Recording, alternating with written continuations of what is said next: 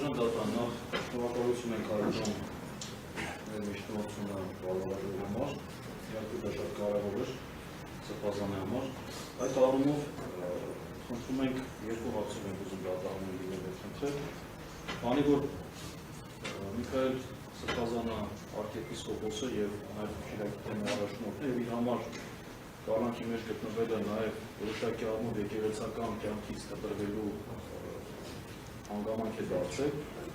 ու չնայած դրան նաև առաջ գնալով ԱԱՑ-ում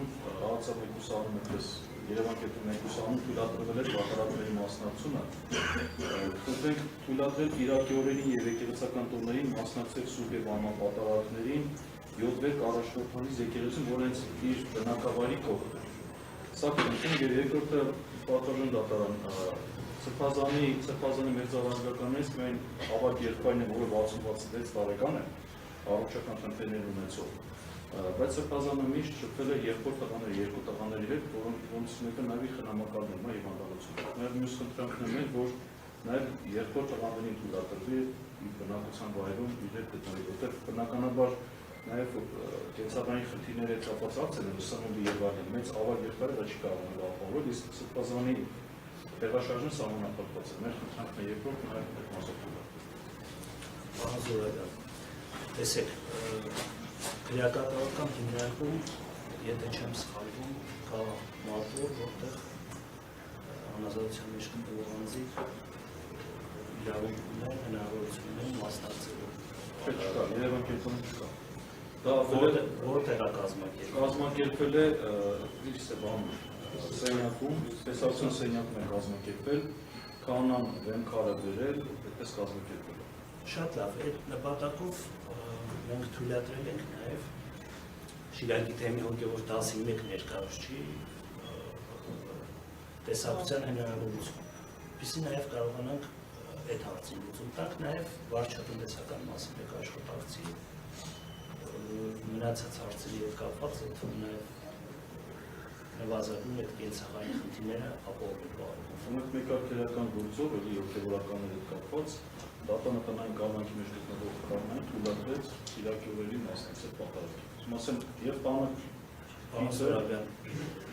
օրենք ուղղակի այդ հնարավորություն չի տալիս։ Ոչ թե օրենքը հստակ նշած է, դատանը հայեցողություն չունի պայմանը։ Ինքը տնային կալանքի պայմաններից մեկը չի, որ քննարկենք պայմանը թույլատրենք կամ չթույլատրենք։ Որով դեպքում մեր խնդրանքն կրնատել է։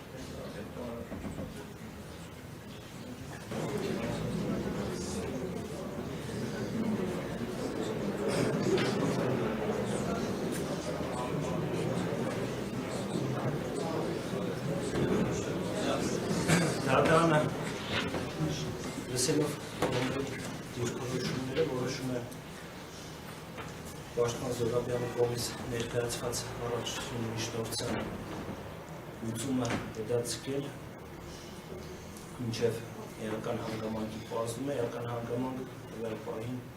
դատանի համար դատական պրակտիկայի նաև օտարերկրապետությունների դատական պրակտիկայի ուսումնասիրությունը, նաև օրենքի մեկնաբանությունը։ Երկրորդ միջնորդությունը եղբոր որդիների տեսակցության մասով բավարար մասնակի թույլատրել խնամակալ հանդիսացող եղբոր որդուն Գրիգոր Աջապահյանին ևս թույլատրել տնային կալանքի ընթացքում տեսակցել Գևորգ Միքայել Արտաշեսյան Աջապահյանին։